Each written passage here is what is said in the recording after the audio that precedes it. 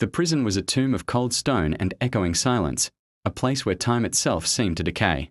Within its oppressive walls, for once feared mobs were slowly being unmade.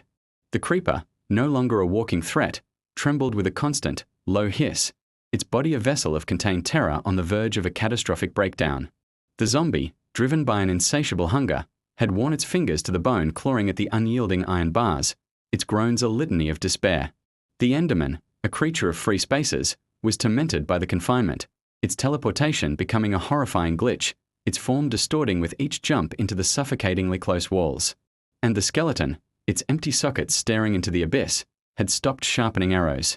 Instead, it meticulously carved grim, endless tallies into the stone floor with a sharpened bone, a silent testament to its fading sanity. The guards were not living beings. They were silent, menacing shadows that drifted through the corridors, their presence a constant, suffocating weight. This unending torment was soon punctuated by something worse. A haunting began. Whispers, like dry leaves skittering across stone, echoed from empty corridors. Shadows writhed in the corners of their vision, coalescing into fleeting, nightmarish shapes. The mobs were no longer just prisoners of the jail, but of a malevolent presence that now inhabited it with them. It was this presence that planted the seed of escape, not as a plan, but as a dark prophecy whispered into their minds, a promise of freedom, but at a terrible, unspoken cost. Driven by this shared, terrifying vision, they began to communicate, not with words, but with frantic, desperate scratches on the cold stones separating their cells.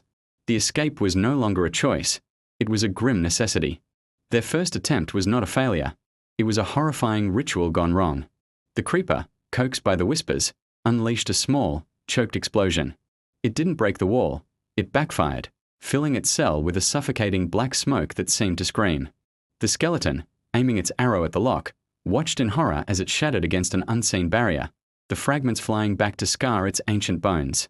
The Enderman, attempting to teleport past the bars, was thrust into a nightmarish, in-between space for a single, agonizing moment. It returned screaming, its form temporarily twisted into an impossible geometry. The zombie, in a fit of rage, slammed its body against the bars, only to have its arms snap with a sickening crack. It watched, paralyzed, as the bone slowly, unnaturally, reset itself. The prison was toying with them. Beaten and terrified, they slumped back into their corners. But the haunting only intensified. The whispers grew louder, more demanding. The shadows grew bolder, lingering longer. They understood now. The prison would not let them leave. It had to be destroyed. A new resolve hardened within them, born of sheer terror and desperation. A grim nod passed between them through the cracks in the walls, a silent, blood pact. They would embrace the darkness that tormented them. They would become the horror the prison had awakened. The second escape was not a breakout. It was a rampage. The creeper, now a conduit for the prison's dark energy, unleashed a blast that didn't just break the wall. It tore a screaming, vortex-like hole in reality. The skeleton's arrows, now imbued with a chilling light, flew with unnatural precision, striking the shadowy guards and causing them to dissolve into shrieking dust. The Enderman no longer teleported. It moved through the shadows, a nightmarish blur of impossible motion, its presence a chilling void. The zombie, a relentless juggernaut of decay and fury, tore doors from their hinges, its groans now a terrifying war cry. They moved through the jail not as escapees, but as reapers. They reached the courtyard, a space now bathed in the eerie glow of a blood-red moon. For a moment, there was a stunned silence. They were out. But their celebration was a grotesque parody of joy. The creeper let out a series of spastic, hissing pops. The skeleton raised its bow in a trembling, skeletal victory pose. The Enderman twitched and glitched, unable to stand still. The zombie let out a low, guttural laugh that sounded like grinding stones. But their moment of triumph was fleeting. The ground began to tremble. The stones of the courtyard floor began to shift and rise, forming new walls around them. The prison itself was alive, and it was angry. The guards, no longer mere shadows, reformed from the very stones of the prison, their forms larger, more monstrous. The chase was brutal and short. The creeper, panicking, triggered another explosion, but it was smothered by the encroaching walls. The skeleton fired its arrows, but they dissolved into dust before hitting their targets.